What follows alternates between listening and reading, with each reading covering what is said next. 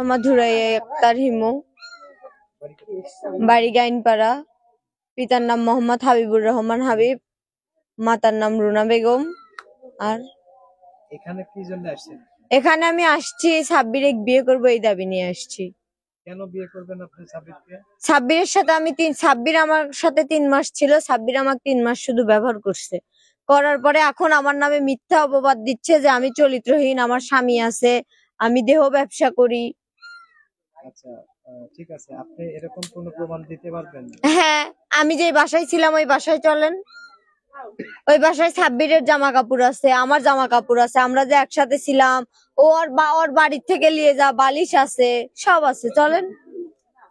সেটা ঠিক আছে, আমি যতদূর জানলাম যে সাব্বিরের বাচ্চা আপনার পেটে।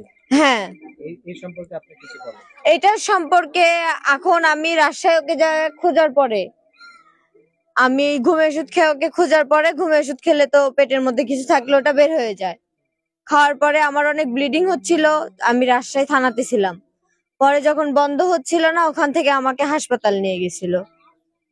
এখন বাচ্চা পেটে আছে নাকি এটা আমি বলতে পারছি না, বা আমি এখনো কাটি টেস্ট করিনি। আর এখন আপনি কি চাচ্ছেন? আমি এখন চাচ্ছি সাব্বিরে বিয়ে করতে। হ্যাঁ, সাব্বিরকে বিয়ে না করা পর্যন্ত আমি এখান থেকে যাব না। আমি এই জায়গাতে আমার জীবন আমি দিয়ে দিব।